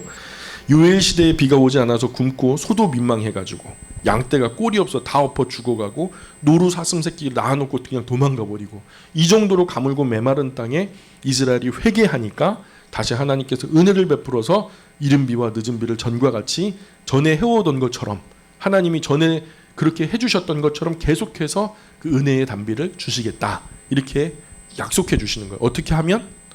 돌아오면. 자, 그런데 25절 보세요. 내가 전에 너희에게 보낸 큰 군대, 곧 메뚜기와, 큰 군대가 직접 해석이 되죠? 그죠? 큰 군대가 진짜 군대가 아니라 곧 메뚜기와 느치와 황충과 팥중이가 먹은 횟수대로 너희에게 갚아주리니 너희는 먹되 풍족히 먹고 너희에게 놀라운 일을 행하신 너희 하나님 여호와 이름을 찬송할 것이라. 내 백성이 영원히 수치를 당하지 아니하리로다. 그런즉 내가 이스라엘 가운데 있어 너희 하나님 여호와가 되고 다른 이가 없는 줄을 너희가 알 것이라. 내 백성이 영원히 수치를 당하지 아니하리로다. 그래서 하나님과 이스라엘은 언약을 맺은 사이인데 그 언약을 잘 지키면, 다시 그 약속의 자리로 돌아오기만 하면 전과 같이 이른 비와 늦은 비를 그 시후에 따라 적절하게 내려주실 건데, 너희가 그때부터는 먹고 배부를 것이니까 그런 줄 알아라 라고 좋은 미래의 이야기들을 들려주시는 거죠. 그래서 레위기 26장 26절에 보면 이런 말씀이 나와요. 내가 너희에게 의뢰하는 양식을 끊을 때, 말 그대로 지금 요엘 이 정황처럼 막 곤충이 다 먹어버린다던가 가물어가지고 아무 열매를 따지 못해가지고 결국 양식이 끊어졌잖아요. 그래서 내가 너희가 의뢰하는 양식을 끊을 때에 열 여인이 한 화덕에서 너희 떡을 구워 저울에 달아 주리니 너희가 먹어도 배부르지 아니하리라. 빵 하나 10명이 나눠 먹으면 뭐게요? 그게 이빨 사이에 끼고 말지. 그죠? 빵 하나 가지고 한번 해볼까요, 우리? 어느 아버지는 막 팽기치고 도망갈걸요? 내가 나는 사 먹을 거다. 하나님과 이스라엘 관계가 깨지니까 이스라엘과 자연과의 관계도 깨지는 거예요. 이거는 누구 탓이에요? 이스라엘이 하나님으로부터 멀어진 탓이에요. 그 관계를 다시 회복하려면 어떻게 해야 돼요? 열심히 땅을 읽어야 돼요? 아니면 관계수로 이 작업을 해야 돼요? 어떻게 해야 돼요? 하나님과 이스라엘 관계가 먼저 회복돼야 되는 거예요. 모든 우리가 뒤죽박죽되고 혼돈하고 공허하고 흑암이 깊음 위에 있고, 우리 개인도 가정도 교회도 혼란스럽고 뭔가 잘 안 되고 막 불행에 겹치고 막 그러면요, 우리 제일 먼저 해야 될 게 뭘까요? 심리 상담사를 데리고 와요? 아니면 뭐 경제학 박사를 갖다 데리고 와서 여기 어떤 시뮬레이션을 해가지고 좀 잘 되는 방향으로 어떻게 디자인 해볼까요? 그게 아니래요. 뭐래요? 하나님과의 관계가 회복돼야 되는 거죠. 한재와 풍재와 깐부기와 한밭, 그죠? 한재 너무 가물어가지고 곡식이나 이 과일이 채소가 없는 그런 땅에서 진심으로 회개하고 건성으로 옷 찢는 게 아니고 마음을 찢고 말이에요. 여호와께로 돌아오게 된다면 하나님께서 너희를 그렇게 때리셨다가도 다시 중심이 뜨거워지셔서 긍휼히 불쌍히 용서해 주시지 않겠냐. 그때 내가 다시 너희에게 곡식과 포도주를 주고 마당에 밀이 가득하고 기름을 다시 넘치게 해주겠다. 메뚜기, 팥중이, 느치, 황충, 아수르, 바벨론, 헬라, 로마가 아니라 그런 군대처럼 곤충들이 몰려들어온 것을 비유한 것이고, 원관념은 메뚜기, 팥중이, 황충이, 느치 이런 것들은 진짜 원관념이고, 그리고 군대 이것은 비유관념이다라는 것을 알겠죠. 곤충들이 맞는 거예요. 이 부분은 문자대로 보는 것이 맞다라는 거죠. 그 다음에 28절 보세요. 28절에 그 후에 있죠. 그 후에다 밑줄 그세요. 그 후에 어떤 후에예요? 그러면 한번 읽어볼 테니까 한번 들어보시면서 그 후에가 어떤 의미인지를 한번 생각해 보세요. 그 후에 내가 내 영을 만민에게 부어주리니 너희 자녀들이 장래일을 말할 것이며 너희 늙은이는 꿈을 꾸며 너희 젊은이는 이상을 볼 것이며 그때 내가 또 내 영을 내 남종과 여종에게 부어줄 것이며 내가 이적을 하늘과 땅에 베풀리니 곧 피와 불과 연기 기둥이라. 여호와의 크고 두려운 날이 이르기 전 해가 어두워지고 달이 핏빛같이 변하려니와 누구든지 여호와 이름을 부르는 자는 구원을 얻으리니 이는 나 여호와의 말대로 시온산과 예루살렘에서 피할 자가 있을 것이며 남은 자 중에 나 여호와의 부름을 받을 자가 있을 것임이니라. 그 후에 요엘 당시에 가장 절박한 문제가 비가 오지 않고 메뚜기, 느치, 팥중이, 황충이가 새파란 것 다 갉아먹어서 사람이나 육축이나 먹을 게 없었는데 심지어는 들에 풀도 불이 나가지고 짐승들도 먹을 것이 없었는데 요엘 선지자 당시 이스라엘이 하나님 앞에 회개하고 금식하고 울부짖으며 부르짖었더니 하나님께서 다시 긍휼히 여기시는 마음이 이제 마음을 되돌이키시고 긍휼히 여기셔서 마음을 되돌이키시고 비를 주셔서 그 문제가 해소되는 상황을 두고 말하는 거예요. 그렇게 하나님께로 돌아와서 회복이 된 후에는 무슨 말인지 가시죠? 그 후에는 그래서 요엘 당시 그런 문제가 하나님과 이스라엘 백성들 사이의 관계가 바로 정립되고 또 자연과 이스라엘 백성 사이의 관계가 회복되어서 이른 비 늦은 비가 시후에 맞게 적절하게 해마다 내려서 곡식과 포도주가 기름이 넘치게 되는 그런 아름다운 복의 때가 온다면 이것이 이렇게 된 회복된 후에는 그 후에는 그게 28절 처음에 나오는 그 후에예요. 그 후에 일어나는 일이 28절 이하의 말씀이라는 거죠. 자, 예수님이 승천하신 후에 7일 만에 6월절에서부터 50일 만에 예수님께서 약속하신 성령 하나님이 우리 곁으로 내려오셨죠. 지금도 우리와 함께 계시는 줄 믿습니다. 예, 그래서 그 마가 요한 다락방에서 성령 강림이 28절 이하의 말씀이 바로 이것이에요. 그래서 앞에 있는 이른 비 늦은 비는 요엘 당시 실제로 이른 비 늦은 비가 오는 것이 그건 문자 그대로 비고 지금 28절에 있는 이 말씀은 마가 요한의 다락방에서 내린 성령의 기름 부으심, 성령의 역사를 말하는 거예요. 성령의 강림하심을. 네, 30절 말씀은 아직 이루어지지 않은 이야기예요. 이제 올 이야기죠. 근데 요엘 선지자의 입장에서 보면 모두가 미래 얘기죠. 그죠? 모두가 미래 이야기예요. 예수님의 초림도 성령의 내리심, 강림하심도 다 미래에 관한 이야기이기 때문에 그 식견에서는 미래의 일로 얘기하지만 지금 여기서 30절의 말씀은 과거 성령의 강림하심 우리에게는 경험되어졌고 이제 앞으로 30절의 말씀은 아직 이루어지지 않은 이야기다. 이 말씀은 하나님께서 마지막 인류 역사의 마지막 종국사적 종말의 마침표를 찍는 그날에 예수님께서 오시기 직전에 요한계시록 6번째 나팔이 불려질 때 이를 얘기하는 거예요. 구약에서 보면은 요한계시록이 흐리겠어요? 진하겠어요? 너무 먼 시간적인 갭이 있다 보니까 흐릴 거예요. 아무리 성령님께서 감화하셔서 그들에게 보여주신다 해도 예수님의 초림도 있고 성령의 강림하심도 있고 그 위에 십자가 사건도 있고 부활하심도 있고 승천하심도 있고 그리고 다시 오심에 관한 이야기와 더불어서 마지막 7번째 나팔과 함께 인류가 종국사적 종말을 맞게 되는 날 그것이 전부 다 미래의 모습으로 보니까 이게 서로 겹치고 겹쳐서 참 이제 정연하게 보이진 않는다는 거죠. 근데 우리는 조금 더 선명하게 보이고 있죠. 그죠? 자, 그래서 3장 보세요. 3장 1절.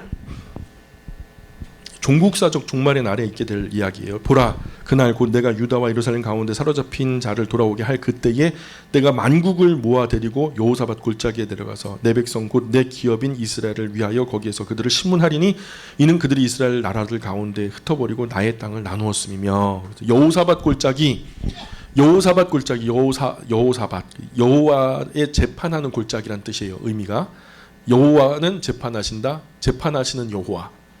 심판, 재판이나 심판이랑 똑같은 말이죠. 그래서 바벨론 포로로 끌려갔던 사람들이 돌아온다는 이야기를 한 뿐만 아니라 지금도 이스라엘 땅 70년 동안 흩었다가 1948년도부터 돌아오기 시작했죠. 이스라엘이 역사 속에 지금 역사 속에만 있어요? 현실 세계에서도 이스라엘이 있어요. 있죠. 회복됐죠. 그래서 또 마지막 때에 남은 이스라엘 백성들이 다 돌아와서 인류 역사 종국사적 종말의 날이 이르면 진짜 다다르면 예수님이 오시기 직전에 이스라엘이 회복되어지는 모습을 보게 될 것이다. 그게 이제 이스라엘의 회복이죠. 정말 마지막 때가 온다는 거죠. 3장 13절 볼까요? 3장 13절 너희는 낫을 쓰라. 곡식 이것도다. 낫은 곡식을 베는 낫이에요. 예. 낫을 쓰라. 곡식 이것도다. 와서 밟을지어다. 포도주 틀이 가득히 차고 포도주 독이 넘치니 그들의 악이 크미로다. 사람이 많음이며 심판의 골짜기에 사람이 많음이여 심판의 골짜기에 여호와의 날이 가까움이로다. 이거 진짜 종국사적 종말의 날에 일어날 일로 요한계시록 14장에 나오는 이야기를 이렇게 말씀하고 있죠. 거기에 보면은 너희의 예리한 낫을 휘둘러 곡식을 거두리라. 그죠? 예리한 낫을 휘둘러 포도를 거두어라. 이렇게 명령하시는 말씀이 나오고 이런 이야기가 요한계시록 14장에 나와요. 요한계시록의 배경은요. 구약을 알지 못하면 이해하기가 어려워요. 근데 우리가 요엘서를 통해서도 이런 이야기를 듣고 요한계시록에 가서 그 말씀을 읽다 보면 이거 어디서 봤던 말씀인데 해서 요엘서를 보면 요엘서의 이 배경하에서 오늘 요한계시록에 이 말씀을 말씀하시는구나. 이것을 우리가 이해할 수 있게 되는 거죠. 그러니까 구약이 충분히 익숙해지면 요한계시록은 어렵지 않게 이해가 된다라는 거죠. 그래서 요엘서 끝에다가 뭐라고 적으시냐면 열왕기하 15장으로 가자 이렇게 적어보세요. 우리가 열왕기하 14장 끝나고 15장 사이에 여기 잠깐 왔다 갔거든요. 외출로 나왔던 거예요. 그래서 열왕기하 요엘서 끝에다가 열왕기하 15장으로 가자 이렇게 적어 놓으시고 열왕기하 15장으로 건너가 보세요. 15장 1절 우리 한번 같이 읽어볼게요. 열왕기하 15장 1절의 말씀.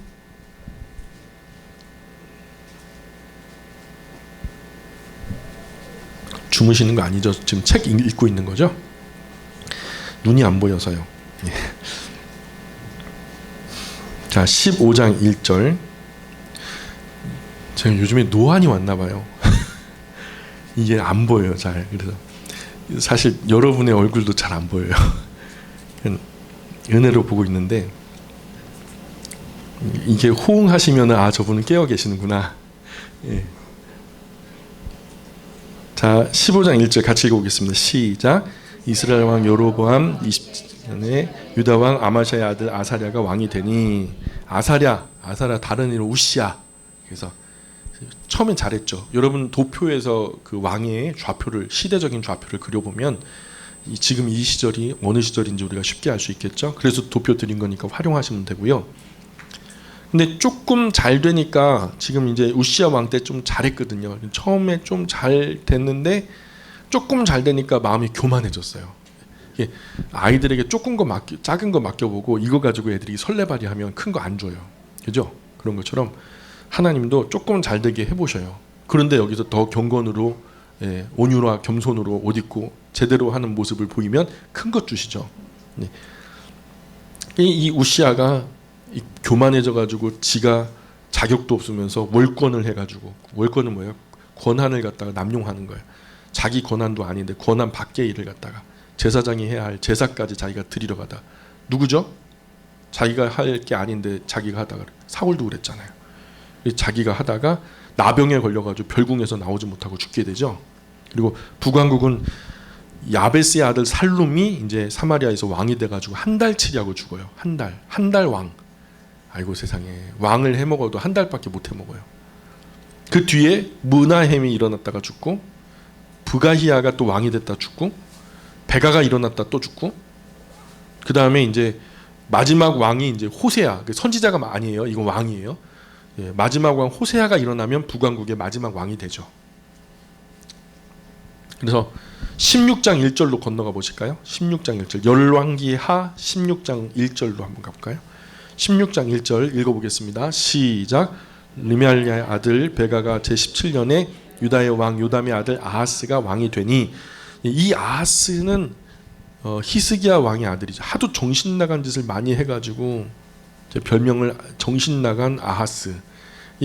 이제 바르게 지도하는 사람도 없고 또 성경도 모르니까 별 수 없이 정신 나간 짓을 하거든요. 그래서 우리도 똑같아요. 성경도 모르고 말씀 지도도 받지 않으면 정신 나간 짓 하게 돼 있거든요. 16장은 온통 그런 아하스의 정신 나간 이야기를 하고 있어요. 자, 그래서 이제 그 16장 끝에 17장으로 들어가기 전에 뭐라고 적으시냐면 16장 끝 17장 들어가기 전에 미가 이사야의 시대라고 적으시고요. 미가 이사야의 시대. 미가 이사야 선지자가 이 시대에 하나님의 말씀을 전하거든요. 이사야 선지자가 조금 일찍 사역을 시작했고요. 그리고 더 나중까지 사역을 하세요. 그래서 이사야의 그 사역이 므낫세까지 이어져요. 므낫세까지. 그래서 긴 시간의 사명을 감당하신 거죠. 반면 미가 선지자는 짤막하게 하나님 말씀을 전하죠. 우선은 우리가 긴 거 있고 짧은 거 있으면 뭐부터 해야 할까요? 짧은 것부터 빨리 하면 좋죠. 그죠? 열왕기하 16장 끝에다가 미가서로 가자 이렇게 적어 놓으세요. 미가서로 가자.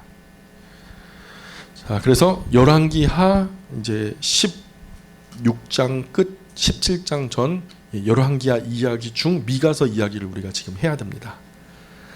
미가서는 1장 1절 한번 읽어볼게요. 1장 1절 시작. 유다의 왕들 미가서 떠라. 미가서 1장 1절 시작. 유다의 왕들 요담과 아하스와 히스기야 시대에 모레셋 사람 미가에게 임한 여호와의 말씀 곧 사마리아와 예루살렘에 관한 묵시라. 그래서 지금 여기 보세요. 1장 1절에 유다의 왕, 이 남왕국이에요. 왕들 요담, 아하스, 히스기야 시대에 그렇게 통치하던 그 시절에 모레셋 사람 미가에게 임한 여호와의 말씀 곧 사마리아는 어디죠? 북왕국이죠. 북왕국의 수도가 사마리아예요. 북왕국과 예루살렘 어디예요? 남왕국의 수도예요.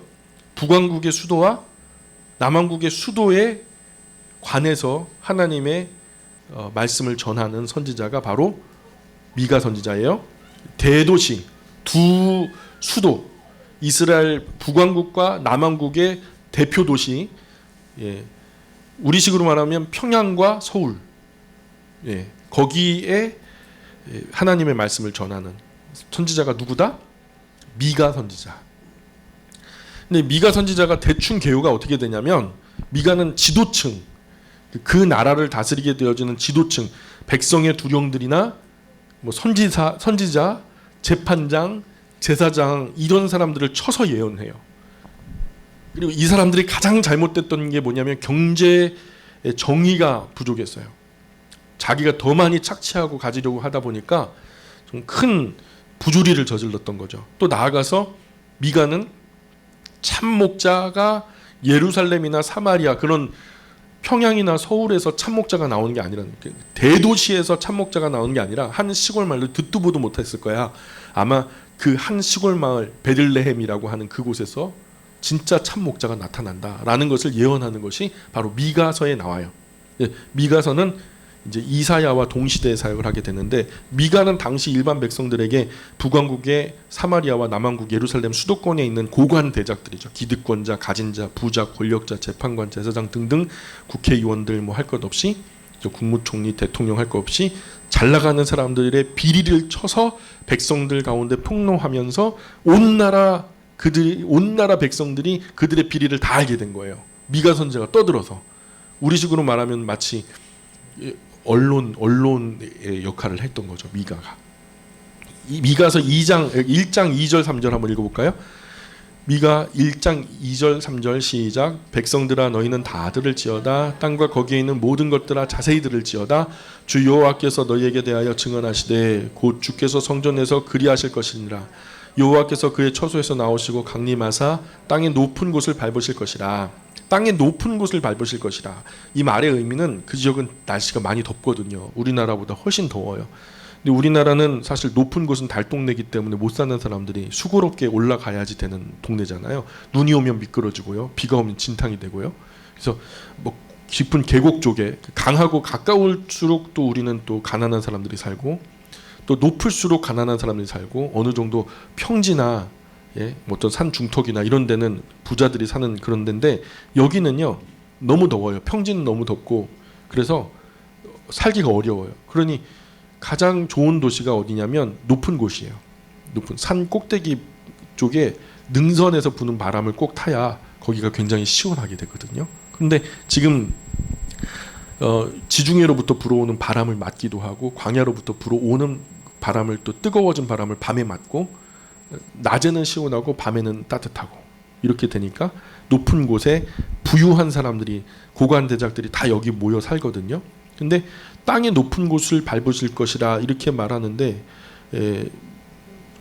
이 말은 부유한 사람들, 더 높은 사람들, 더 높고 입지가 좋은 곳에 모여 사는데 이런 좋은 땅을 밟으실 것이라는 말씀이죠.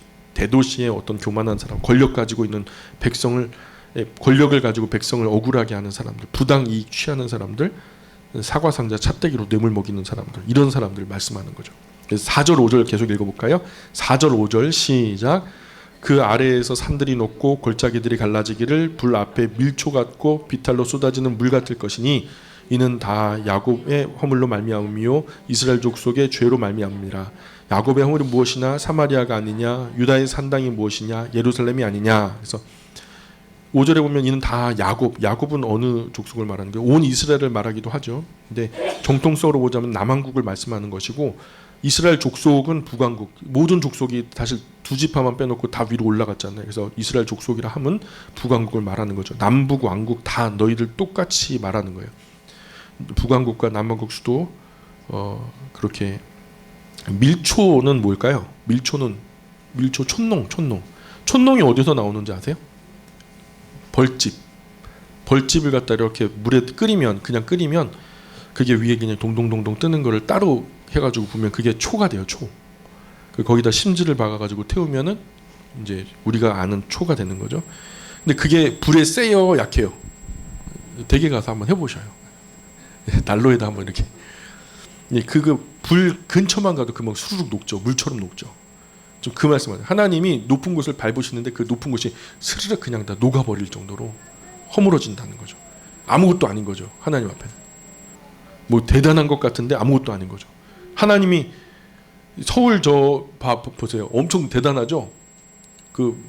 막 100몇 층 빌딩 같은 거 보세요. 대단하죠. 그 진짜 뭐 전쟁에 나도 끄떡없을 것 같죠. 근데 하나님이 밟으시면 촌농처럼 그냥 사라지는 거죠. 2장 1절 2절 보시면 읽어보겠습니다. 시작. 그들이 침상에서 죄를 꾀하며 악을 꾸미고 날이 밝으면 그 손에 힘이 있으므로 그것을 행하는 자는 화 있을진저 밭들을 탐하여 빼앗고 집들을 탐하여 차지하니 그들이 남자와 그의 집과 사람과 그의 산업을 강탈하도다. 서민의 손에 뭔가 좋은 것이 들려있는 꼴을 못 봐요. 그래서 권력 있는 사람들이 그 사람들의 어떤 이 좋은 것들을, 집이면 집, 산업이면 산업, 그냥 뭐 땅이면 땅 다 그냥 그냥 다 묶어가지고 나라에서 정책 편다 하고서, 그리고선 자기들은 몰래 빼먹고, 백성들은 굶주려 죽을 판인데 고관 대작들은 어마어마하게 화려한 집을 짓고 떵떵거리며 살죠.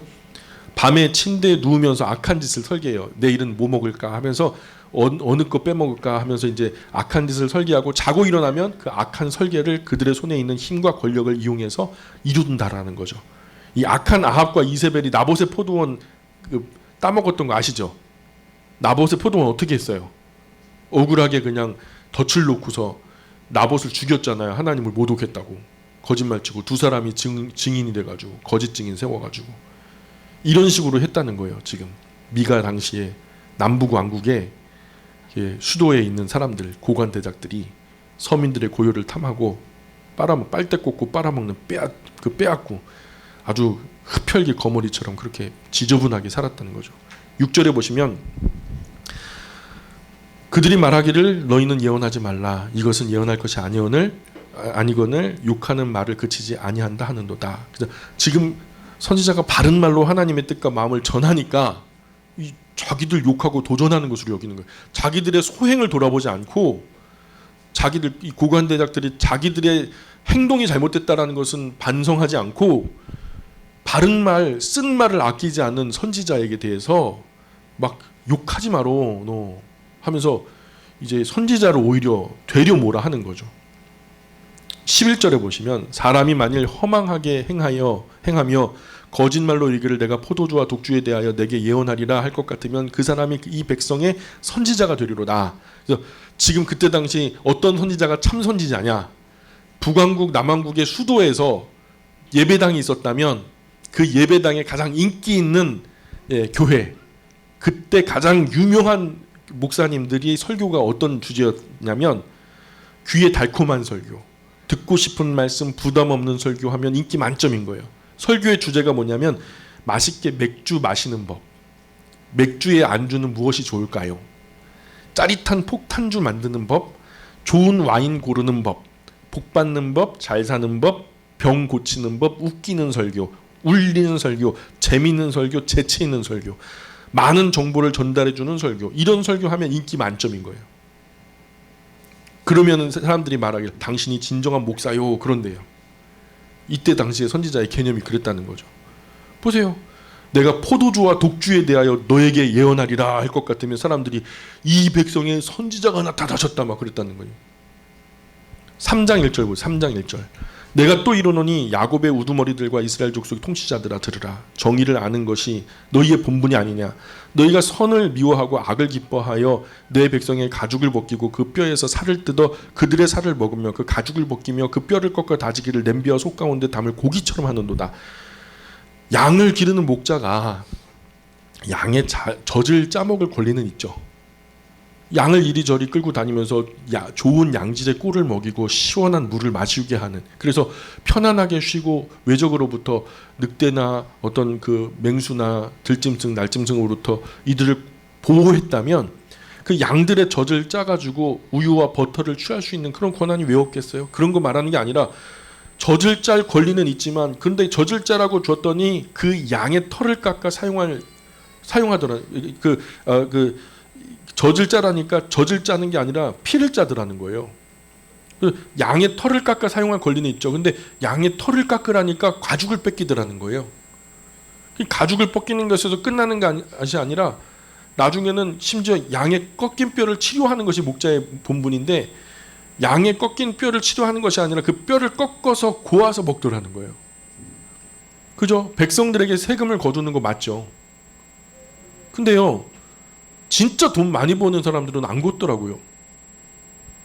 이래저래 다 그냥 법이 뭐 그 사람들한테는 그냥 양날의 칼이라.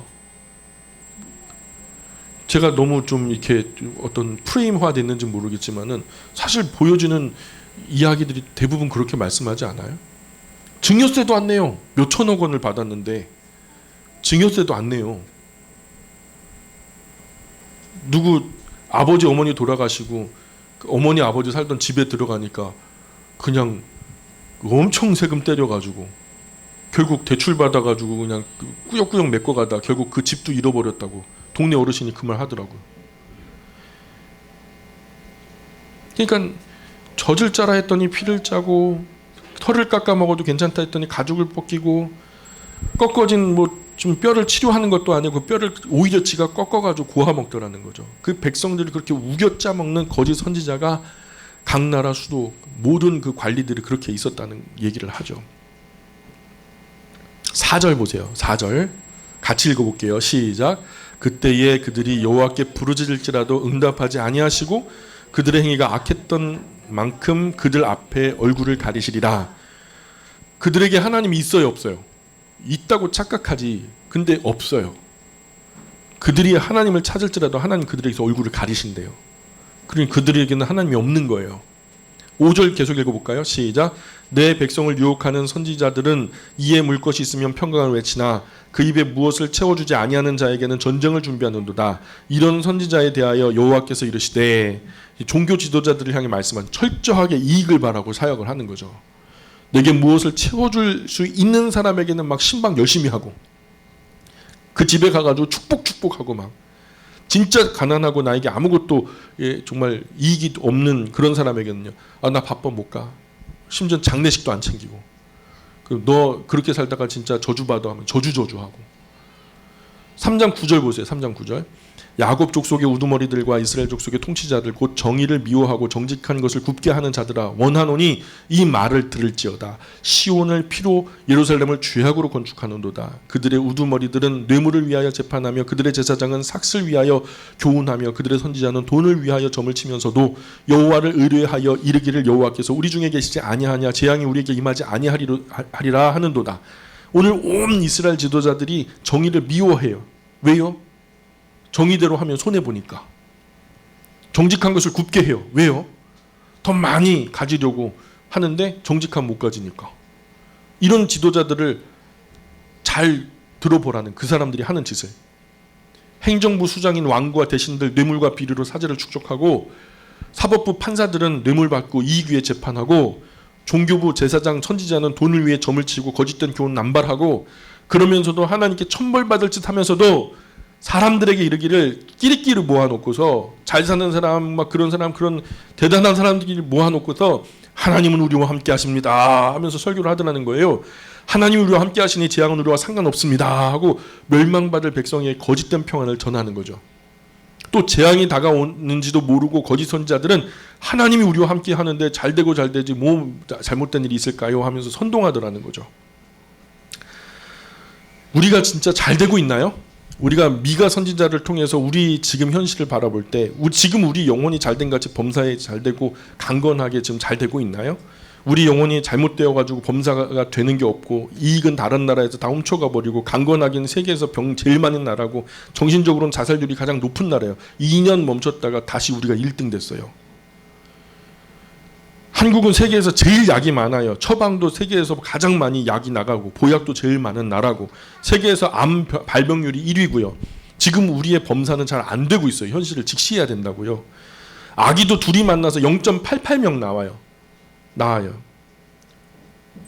안 나아요.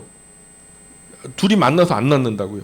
청년들이 쓰레기 같은 음식 주워 먹으면서 약골에 지금 환경 호르몬 때문에 정자도 안 생기죠. 생겨도 적게 생기고 적게 생겨도 움직이지 않고 움직여도 가끔 수정이 돼요. 기형이 많아요. 지금 통계는 20대 청년들이 정자가 40대 50대 절반도 안 된대요. 아기들의 씨는 이 모양이고 또 여성들은 남성 호르몬 여성 몸에 가득 쌓여가지고 여자답지도 않고 그냥 아기 밭에 그냥 절대로 해로운 것들 술, 담배, 막 바람 피우고 막 이제 더 걱정이 마약까지 해가지고 더더욱 절망해요. 우리나라는 마약의 청정국이라고 평가를 받았는데 이제 청정국 탈락했어요.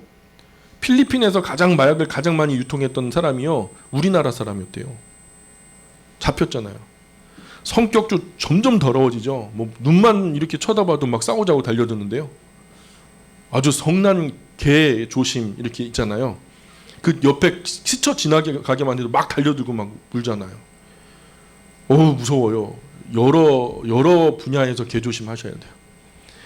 결혼도 안 하고 못 하고 해도 아이들 안 낳고 못 낳고 낳아도 아이들 경건하게 하나님 백성으로 길러내려고 하지도 않고 못 하고 지금 우리에게 무슨 근거로 소망을 말합니까? 어떤 이유로 낙관해요? 지금 우리 식생활 오염된 환경부터 살려내지 않으면 우리 민족 미래가 없어요. 지금 이런 식으로 두 사람 만나서 한 사람밖에 안 낳는 정도로 가면은요. 한 세대 지날 때마다 인구가 30%씩 줄어든대요. 지금 통계 나왔죠. 얼마 전에 나왔던 거예요. 며칠 전에 있는 그 UCS에서 나오는 것. 1970년에 우리나라가 한 해 동안에 아기를 낳은 게 100만 명이 넘어갔어요. 근데 지금요. 2018년 통계가 32만 7천 명 낳았대요. 둘이 만나 0.98명. 근데 2019년 들어가지고 지금까지 이 3, 4분기까지 낳았던 아기들의 통계를 보니까 0.88명. 20만 명 겨우 되나 마나. 2050년 되면요. 10만 명 미만으로 떨어진대요. 그러니까 사람이 없으니까 고부가 같이 그냥 뭐 이렇게 현장에서 일하시는 그런 분들 사실 3D 업종에서 사실 시급이 가장 비싸야 되는데 그 사람들 거 가지고 가지고 일도 안 하고 그냥 책상머리에 앉아있는 사람들이 더 많이 가져가 버리고 재투자한답시고 비자금 만들고 막 그러거든요. 그러니까 그거 인건비 싸게 하려고 동남아 다른 어떤 나라들에서 막 사람들 사오고 그 사람들이 다 가져가 버리고 결국 청년들 일자리 다 잃고 악순환의 반복이죠. 0.88명. 통계적으로 정확하게 한 세대가 지날 때마다 26%에서 30%가 줄어들게 돼 있어요. 나나 잘 살고 말지 뭐 이렇게 생각하는 혼종 문화가 우리나라에 만연하거든. 혼자 밥 먹고 혼자 술 마시고 혼자 여행하고 혼자 즐기고 사람이 최악으로 타락했을 때 나타나는 현상이 바로 이런 이기적인 현상이에요. 이건 개인주의를 넘어서서 이기적인 거야. 그 심리의 가장 밑바닥에는 책임지기 싫어하는 마음이 있는 거야. 누릴 것은 누리고 싶은 거예요. 이기적인 죄악의 심리가 아주 짙게 깔려 있어요. 그나마 지구에서 겨우 숨이 붙어 있는 교회가 한국 교회가 몇몇 교회가 있거든요. 그런 우리 민족의 미래가 결혼도 안 하고 해도 안 낳고 못 낳고 참 암담하죠. 이 교회를 살려서 제대로 해보려면 젊은 사람들 청소년부터 음식부터 가려 먹어야 되고요. 생활 환경부터 환경 호르몬 나오지 않는 물질로 싹 바꿔야 돼요. 그리고 심지어 집을 지을 때 쌓을 벽돌도 방 안에 붙이는 벽지도 바닥에 까는 장판 하나도 우리가 환경 호르몬 안 나오는 것으로 신경 써서 구별해서 선택해야 돼요. 그래서 전 페인트 칠을 해요. 먹는 것도 비닐 플라스틱 제품에 들어있는 거 절대로 삼가해야 되고요. 집안에 있는 모든 그릇들을 스테인리스 사기 그릇, 유리 그릇으로 싹 바꿔야 되고요. 아기 키울 때도 적당하게 지저분하게, 적당하게 선선하게, 적당하게 거칠게 키워야죠. 아이를 외부 자극 없이 온실한 화초처럼 키우다가 면역력이 약해져 버려요. 야생화처럼 강하게 키워야죠. 너무 깔끔하게 막 알코올로 그냥 멸균하고 막 무균실 환자처럼 그 뭐 하는 짓인가요?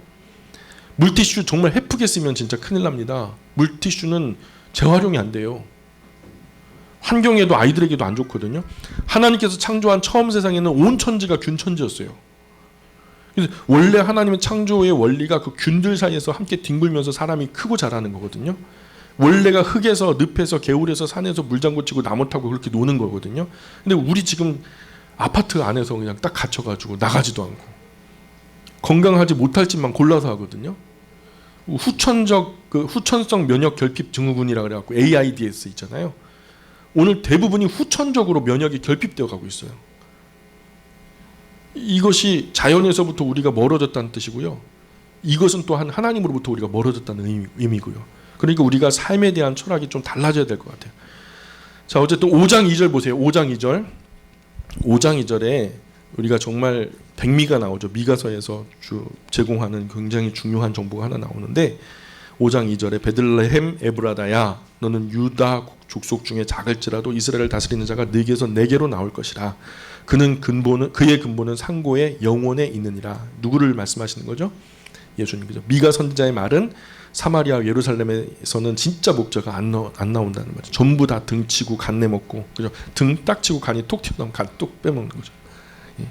우려먹고 이용해 먹는 사람만 나오고, 진짜 목자는 사마리아 예루살렘 같은 대도시가 아니라 저 시골 동네 유다 땅 베들레헴 에브레다 시골 조그마한 동네에 진짜 목자가 나온다. 그런 말씀하시면서 미가는 시골 출신 선지자인데 대도시 사마리아 예루살렘 고관대작들 악한 권력자들 이런 사람들을 쳐서 하나님의 뜻을 선포한 분이에요.